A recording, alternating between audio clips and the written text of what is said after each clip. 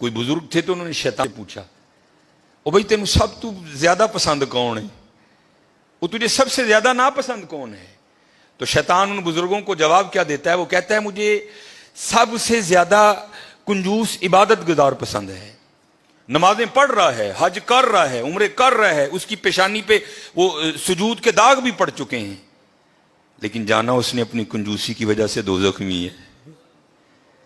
اس نے پوچھا سب سے زیادہ پسند, اس نے کہا یہ کنجوس ہے. اس نے کہا سب سے زیادہ ناپسند کون ہے؟ اس نے کہا سخی. غلطیاں بھی ہیں, کوتاہیاں بھی ہیں, لیکن جانا اس نے اپنی سخاوت کی وجہ سے جنت ہی میں ہے. سخی بن جاؤ. اور جب اقبال نے بھی لکھا نا حضرت عثمان غنی رضی اللہ, تو امت کے حال کو دیکھ کے اقبال بھی رویا ہوگا. تو پھر اقبال دیکھ کے لکھتا کیا ہے؟ اقبال لکھتے ہیں نہ حیدری فقر ہے, مولا علی فقیری, حضرت عثمان غنی امیری. تو کیا اقبال کہتے ہیں نہ حیدری فقر ہے نہ دولت عثمانی ہے. سخی ہو. اب میں آپ کو بتاتا ہوں سخاوت کیا تھی حضرت عثمان غنی رضی اللہ تعالیٰ عنہ, داماد رسول علیہ الصلوۃ والسلام. یہ لکھا ہے کہ حضرت سیدنا ابو بکر صدیق رضی اللہ تعالیٰ عنہ کے دور مبارک میں نا مدینہ پاک میں قحط پڑ گیا. تو سارے جو مدینہ کے رہنے والے تھے وہ حضرت ابو بکر صدیق رضی اللہ تعالیٰ عنہ کی خدمت میں حاضر ہوئے. آ کر عرض کی اے خلیفہ رسول دعا فرمائیں. آپ نے فرمایا انشاءاللہ آج رات تک غلہ آ جائے گا.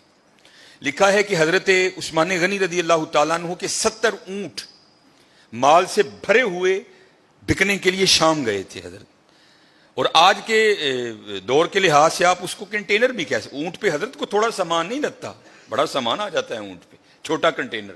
70 کنٹینر آپ کے بکنے کے لیے شام گئے ہوئے تھے. رضی اللہ تعالیٰ عنہ کو بھی پتا تھا کہ امت کی کیا حالت ہے. آپ نے وہ 70 اونٹ شام سے مدینہ پاک واپس بلوا لیے. اب جب وہ 70 اونٹ قحط کے زمانے میں مدینہ طیبہ واپس آئے نا, تو جو تاجر تھے وہ سارے اکٹھے ہو کے نا حضرت عثمان غنی رضی اللہ تعالیٰ عنہ کی خدمت میں حاضر ہوئے. آ کے عرض کی اے عثمان قحط بھی پڑا ہے تو آپ کے 70 اونٹ بھی واپس آ گئے ہیں, تو بیچتے ہو؟ آپ نے مسکرا کر فرمایا کتنے گنا پر خریدو گے؟ عرض کی حضور 2 گنا. آپ نے فرمایا نہیں بیچوں گا. عرض کی حضور 3 گنا. آپ نے فرمایا نہیں بیچوں گا. عرض کی حضور 5 گنا. آپ نے فرمایا نہیں بیچوں گا. اب 5 گنا بڑا منافع تھا. تو تاجر حضرت عثمان غنی رضی اللہ تعالیٰ عنہ کی بارگاہ میں عرض کرتے ہیں اے عثمان بڑا منافع کا سودا ہے, اس سے زیادہ تمہیں کوئی نہیں دے گا, کر لو سودا. آپ مسکرا کر فرمانے لگے میں تو اسے بیچوں گا جو 10 گنا دے گا. اسے بیچوں گا جو 10 گنا دے گا. وہ تاجر آگے سے کہتے ہیں عثمان 10 گنا کون دے گا؟ تو آپ نے فرمایا کیا تم نے قرآن نہیں پڑھا؟ من جاء بالحسنہ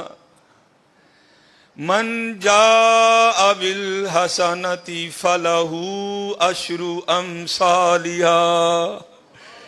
فرمایا اللہ کہتے ہیں اور بندے تو 1 لے کے آ میں 10 دوں گا. آپ نے فرمایا میں نے اپنے اللہ سے سودا کر لیا ہے, میں نے اپنے اللہ سے سودا کر لیا. وہ کہتا ہے اور حضرت یہ 10 گنا سب سے کم مقدار ہے. یہ نہیں کہ اللہ نے کہہ دیا 10 پہ اینڈ کر دوں گا, یہ 10 سب سے اینڈ مقدار ہے. فرمایا اگر خلوص زیادہ ہوگا تو 70 گنا دوں گا, اگر اس سے بھی زیادہ ہوگا تو بغیر حساب دوں گا. آپ نے فرمایا اگر کوئی ہے 10 گنا والا تو بات کرو. میں نے کہا نہیں. آپ نے فرمایا میں نے اپنے اللہ سے سودا کر لیا ہے. اور لکھا ہے کہ آپ نے مدینہ پاک میں صدا لگوائی. آپ نے فرمایا مال پڑا ہے, جس کو جو ضرورت ہے آئے اور اٹھا کر لے جائے. حضرت یہ تھے حضرت عثمان غنی رضی اللہ تعالیٰ. اور ایسے کی حضرت جی گھر دے 12 جی نے میں منڈے دی منگنی کیتی ہے جی 2 لڈو دے کے تے او گے جی بھائی ہوئی نہیں. سخی بنو حضرت, بد دعائیں نہ لو, دعائیں لو لوگوں کی, سخی بنو. یہ لکھا ہے کچھ بات جائے اللہ سانو معاف کر دے. بڑے کنجوس لوگ ہیں, بڑے ظالم حضرت سے, اللہ سانو معاف کر دے. جس کے پاس نہیں ہے تو اس کی تو سمجھ آئی یار, جس کے پاس ہے وہ کیوں اس طرح ہے. اور ایک بات تھی بڑی دیر وہ واٹس ایپ پہ گھومتی رہی, اور حقیقت ہے ہم لوگ اسی طرح کرتے ہیں. کسی نے بڑی جوتی ماری تھی کسی کو, اس نے کیا لکھا, اس نے کہا ایک امیر عورت کپڑے کی دکان پر بیٹھ کر نا دکاندار کو کہہ رہی تھی میرے منڈے دا ویاہ ہے تے جڑی سب نہ لو کوالٹی ہے نا ذرا منو وہ دکھا، میں اپنی کام والی نو کپڑے دینے نے۔ اور دوسری طرف کیا لکھا تھا کہ ایک غریب کام والی دکان پر کیا کہہ رہی تھی، اور میں جنہاں دے گھر کام کرنی ہے انہاں دے منڈے دا ویاہ ہے، ذرا منو مہنگا جہا سوٹ وکھا میں دینا ہے۔ ہائے ہائے، نہ حیدری فقر ہے نہ دولت عثمانی ہے، اور کنجوس نہ بنیو حضرت، کتی ظالم نہ بنیو، سخی بنیو، سخی بنیو حضرت۔ اللہ کو سخی بڑا پسند ہے۔ یہ اگر کوئی اس کا حوالہ دیں تو میں نے یہ بات کسی کتاب سے نہیں پڑھی۔ میں ایک دفعہ ایک ختم پر گیا، وہاں ایک بڑے بزرگ عالم دین تھے، انہوں نے یہ بات بیان کی، اس لیے مجھے حوالہ نہیں معلوم، لیکن بات بڑی مشہور ہے۔ یہ مدینہ پاک کا نا بڑا مشہور یہودی قبیلہ تھا بنو قریظہ، انہوں نے ایک وعدہ خلافی کی اور پھر سزا یہ آئی اللہ کی طرف سے کہ حکم دیا ان سب کی گردنیں اڑا دو۔ بنو قریظہ یہودیوں کا قبیلہ تھا، وہ سب کی گردنیں مار دی گئیں، نبی علیہ السلام موجود تھے، سب کی گردنیں اتاری گئیں۔ تو میں نے پڑھا نہیں، ایک عالم دین تھے اور ماشاءاللہ ان کا نام ہی ایک بہت بڑا حوالہ تھا، تو کہتے ہیں صرف ایک یہودی رہ گئے، آخری یہودی حضرت علی رضی اللہ تعالیٰ عنہ گردنیں اتار رہے تھے، تو نبی علیہ السلام نے فرمایا علی سے چھوڑ دو، جانے دو اسے۔ اب یہ نہیں کہ نعوذ باللہ من ذالک، کیونکہ ان کی شان تو یہی سمینا و اطعنا، کوئی اختلاف نہیں تھا، یہ تھا راز جاننے کے لیے۔ مولا علی رضی اللہ تعالیٰ عنہ نے نبی علیہ السلام کی بارگاہ میں عرض کی، اللہ کے رسول یہ بھی تو یہودی ہے، جو قصور انہوں نے کیا تھا اس نے بھی تو کیا ہے۔ اے اللہ کے رسول آپ پر ماں باپ فدا ہوں، ان کی اتار دی، اس کو کیوں چھوڑ دیا؟ تو نبی علیہ السلام نے فرمایا اے علی رضی اللہ تعالیٰ عنہ، ابھی جبرائیل امین علیہ السلام خدا کا سلام اور پیغام لے کر آئے تھے، اور سلام کے بعد پیغام یہ آیا ہے محبوب اسے معاف کر دو، یہ سخی ہے، یہ غریبوں کو کھانا کھلاتا ہے۔ یہودی حضرت، محبوب یہ سخی ہے، یہ غریبوں کو کھانا کھلاتا ہے۔ اور حضرت ایک نہیں، قرآن پاک میں بار بار مذمت آئی، تو غریب کو کھانا ہی نہیں کھلاتا۔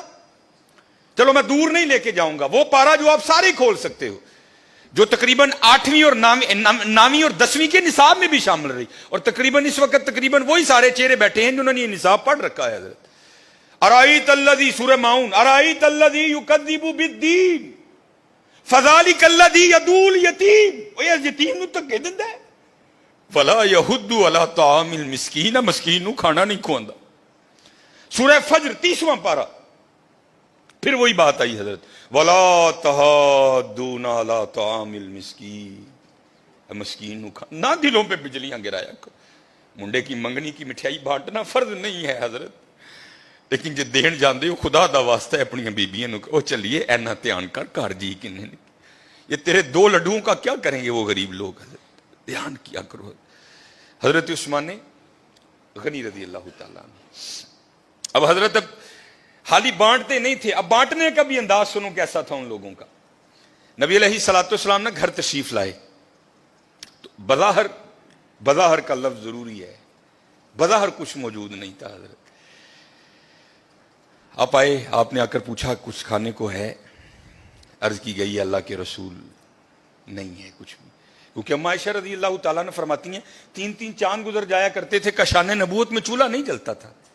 نبی علیہ السلام تشریف لے گئے، نماز پڑھانے کے بعد نا حضور پھر گھر تشریف لائے، تو کیا دیکھا کہ کھانا پڑا ہے۔ آپ نے پوچھا یہ کھانا کہاں سے آیا ہے؟ تو عرض کی گئی اے اللہ کے رسول علیہ السلام، ہم کھانا رکھنے والے کو نہیں جانتے، کیونکہ انہوں نے کپڑے سے اپنا منہ چھپا رکھا تھا، دستک دیتے جاتے تھے اور کھانا رکھتے جاتے تھے۔